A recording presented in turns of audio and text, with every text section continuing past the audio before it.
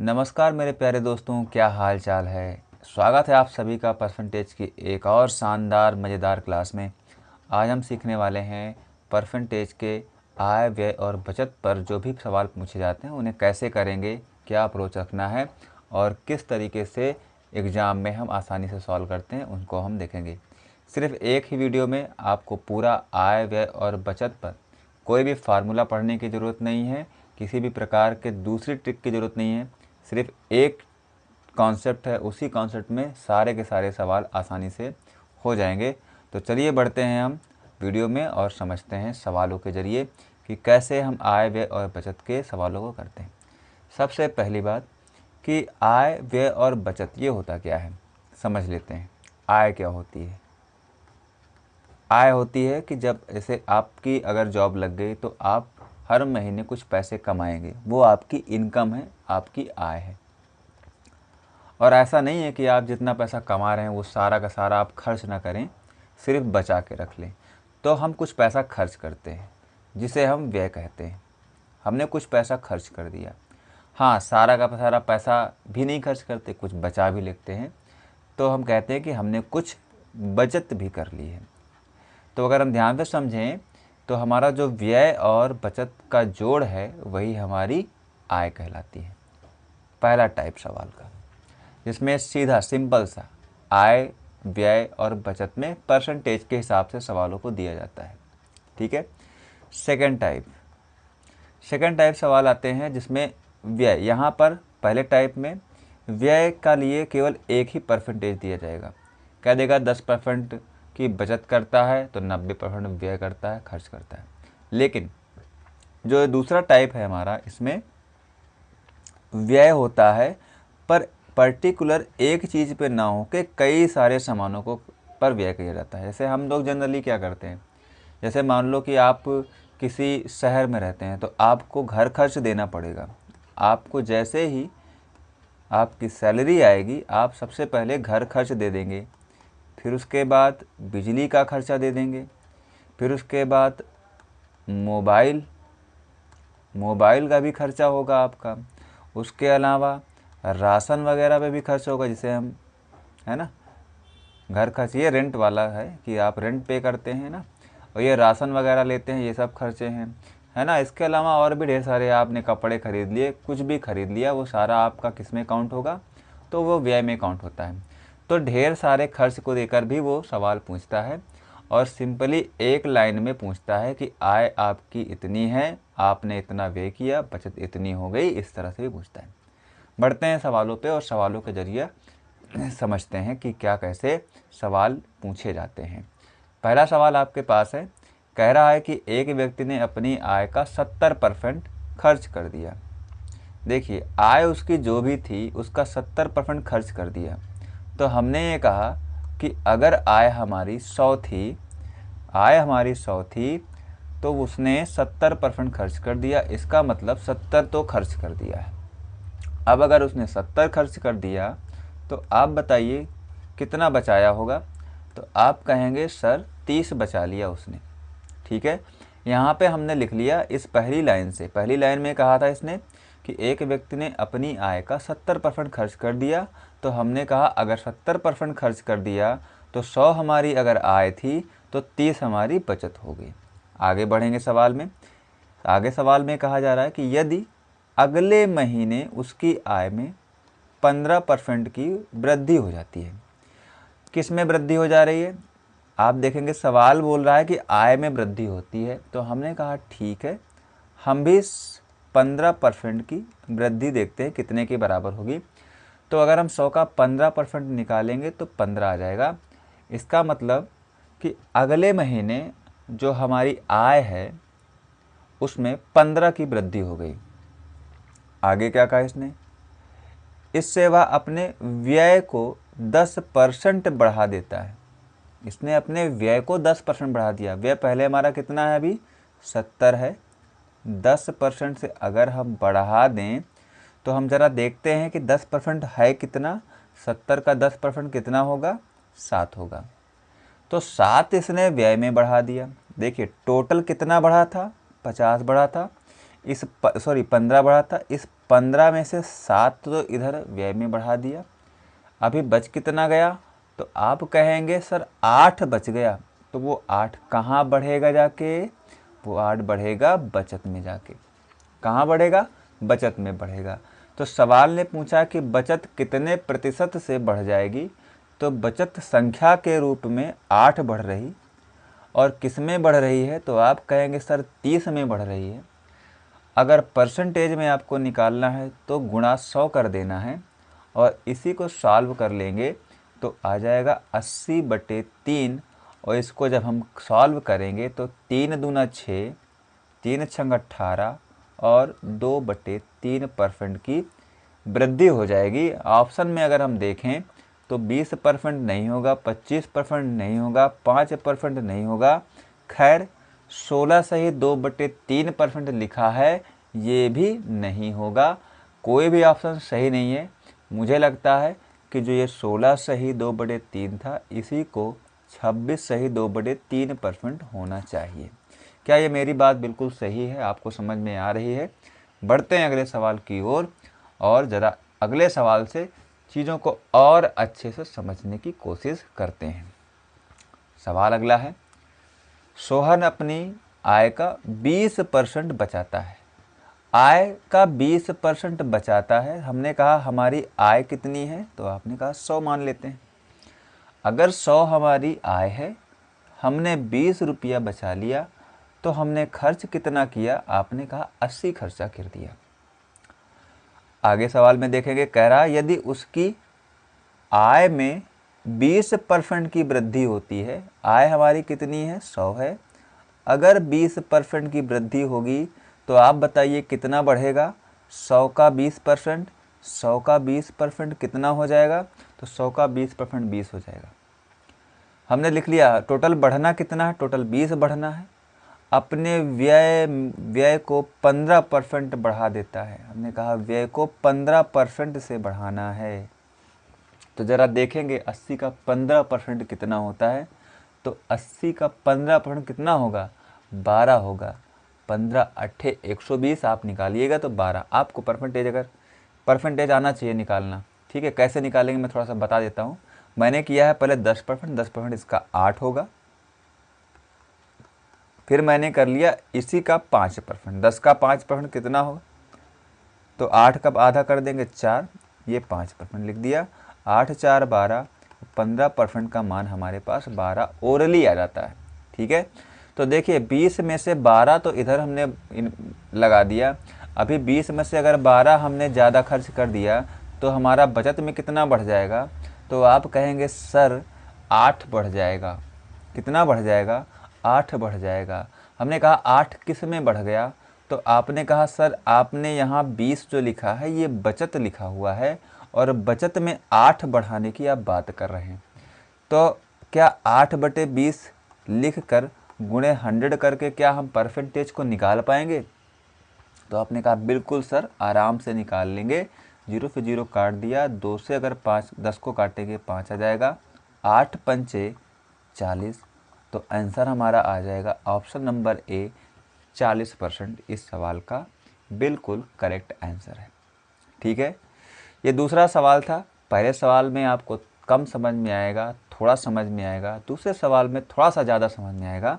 और अब अगले सवाल की ओर बढ़ते हैं, आपको थोड़ा सा और समझाने के लिए। सवाल में कह रहा आय और व्यय का अनुपात 4:3 है। तो आय और व्यय, आय में से अगर हमने व्यय कर दिया तो क्या हुआ? बचत बच गया।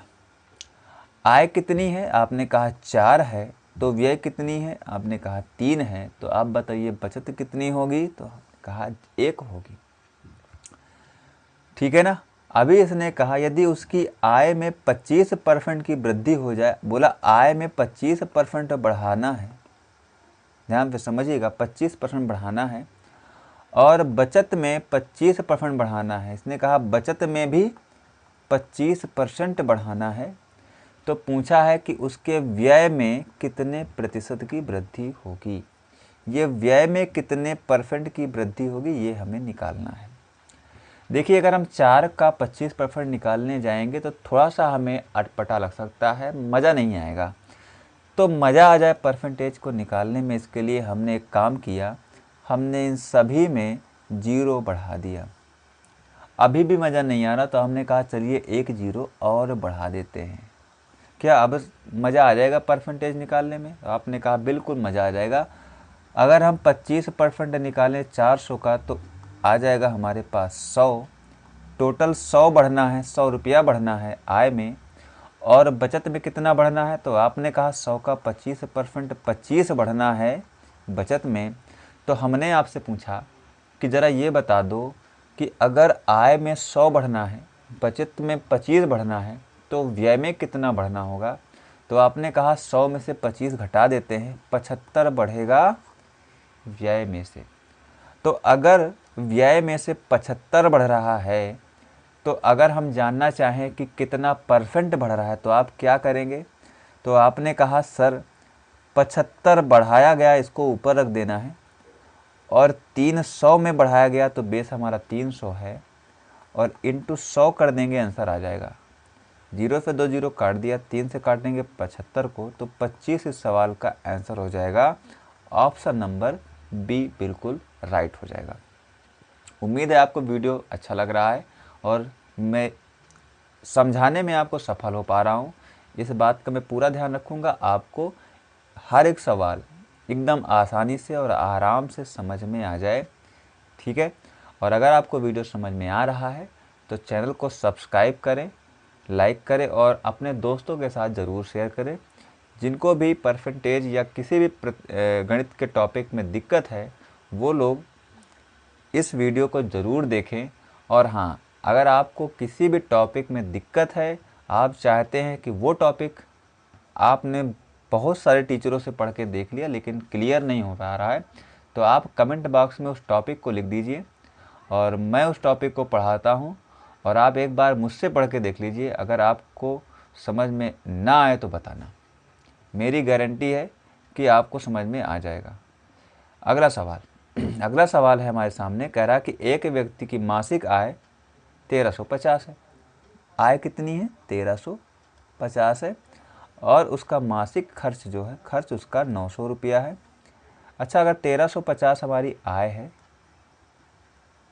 और हमारा जो व्यय है वो 900 है, तो बचत कितनी होगी? बचत कितनी होगी? तो आप 1350 में से 900 घटाएंगे तो 450 हमारी बचत हो जाएगी। सवाल में आगे कह रहा, अगले वर्ष उसका वेतन जो है 14% से बढ़ गया।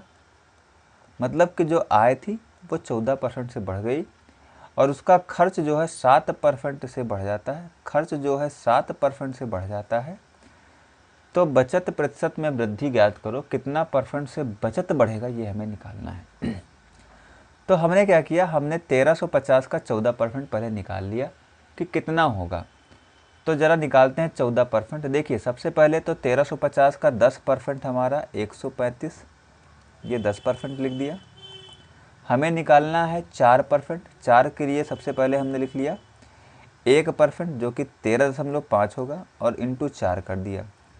तो अगर गुणा करेंगे कितना आ जाएगा? 13 दूना 26, 1 27, 27 दूना 54, 54 आ गया।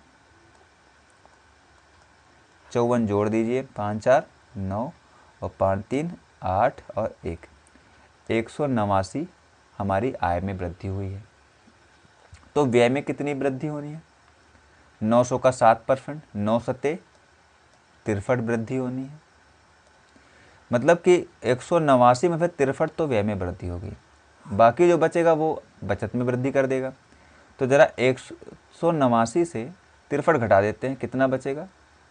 6 2 और 1, 126।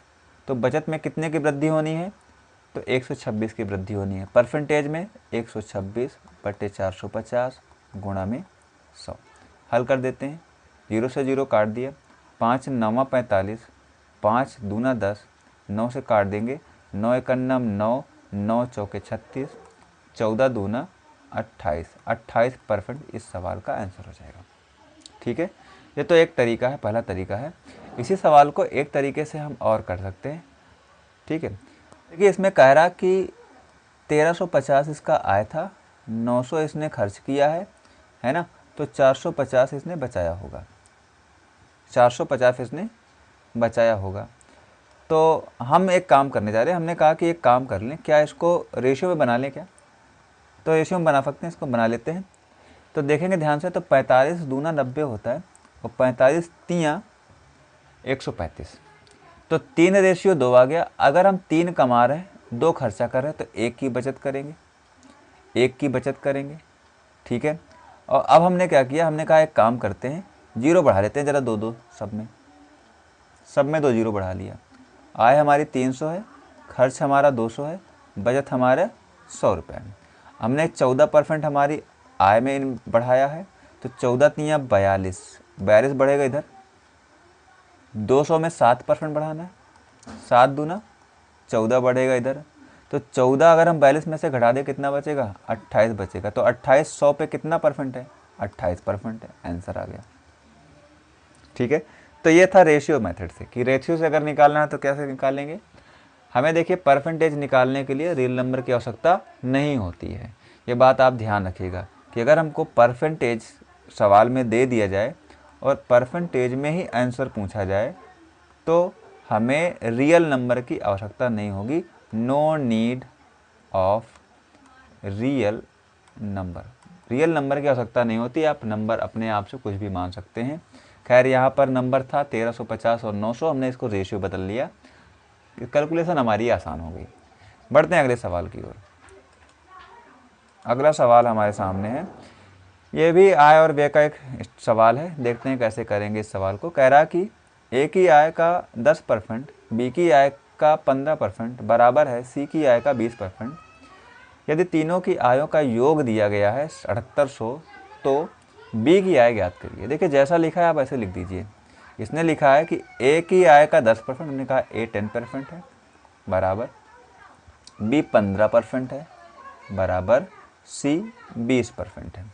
अभी जो कटरा काट देते हैं, 5 से कट जाएगा क्या सब, बिल्कुल कट जाएगा। 5 दूना 10, 5 तियाँ 15 और 5 चौके 20। हमें देखिए तीनों का योग दिया गया, तो पहले हम एक काम करेंगे, पहले हम ए बी सी का रेशियो बना लेंगे। देखिए ए बी सी का रेशियो कैसे बनाते हैं, देखिए ए का रेशियो लिखना है ना, तो आप ए वाले को छिपा लेंगे, तो 4 तियाँ 12। बी का रेशियो लिखना है तो आप बी वाले को छिपा लीजिए, तो 4 दूना 8। सी का लिखना है तो सी को छिपा लीजिए, 3 दूना 6। अब इनको फिर से सिंप्लीफाई कर दीजिए, अगर हो रहे हैं तो हो जाएंगे 6, 4 और 3। ये हमारा फाइनल रेशियो निकल के आ गया। और सवाल में बोला है कि जो तीनों अंकों का योग है वो है 7800। तो हमने कहा रेशियो में कितना योग है, आपने कहा 6, 4, 10, 3, 13। तो 7800 जो हमारा है वो 13 के इक्वल है। हमें बी का वैल्यू बताना है, तो बी का वैल्यू कितना है यहाँ पे 4। 13 छंग 78 और 6 चौके 24, 24 के बाद 2 0, ऑप्शन नंबर सी बिल्कुल करेक्ट होगा। बढ़ेंगे अगले सवाल की ओर। अगला सवाल है, यदि रीता का वेतन प्रिया से 25% अधिक है तो प्रिया का वेतन रीता के वेतन से कितने % कम है। अभी देखिए हमने ए बी रूल कॉन्सेप्ट पढ़ लिया है, ये सवाल उसी कॉन्सेप्ट से लगाएंगे, सेकंडों में हो जाएगा। सवाल में कहा है 25% की वृद्धि हुई है, मतलब +1/4 हुआ है। ए बी रूल लगा देंगे, -1/5 हो जाएगा, -1/5 का मतलब कितना होगा 20%। ऑप्शन नंबर बी बिल्कुल करेक्ट है। इतना सही सवाल है, ठीक है। अगर आपने ए बी रूल नहीं पढ़ा है तो आप चैनल पर वीडियो है, आप जाके देख सकते हैं। परसेंटेज का ही ये फर्स्ट वीडियो जिसमें हमने ए बी रूल को डिस्कस किया हुआ है, और आप उसको देख सकते हैं। और उसके अलावा second video and third video भी है, आप उसको देखकर परसेंटेज की एक बेहतरीन से बेहतरीन ट्रिक्स और कॉन्सेप्ट सीख सकते हैं। अगले सवाल की ओर बढ़ते हैं। अगला सवाल हमारे सामने है कि ए के पास बी से दुगना रुपया है, ए के पास बी से दुगना रुपया है और बी के पास सी से 50% अधिक है।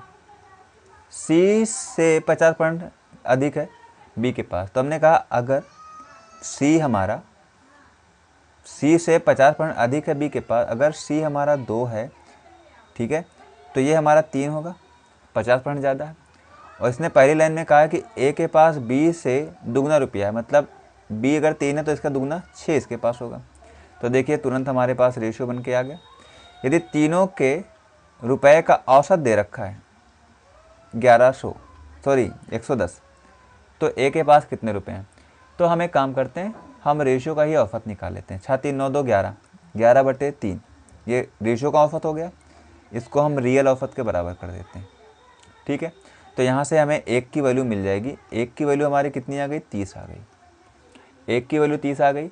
इसने पूछा ए के पास कितने रुपए हैं, तो ए के पास कितना है, 6। हमें 6 का वैल्यू बताना है, 6×3 18, 180 सवाल का आंसर हो जाएगा। बिल्कुल आसान सवाल।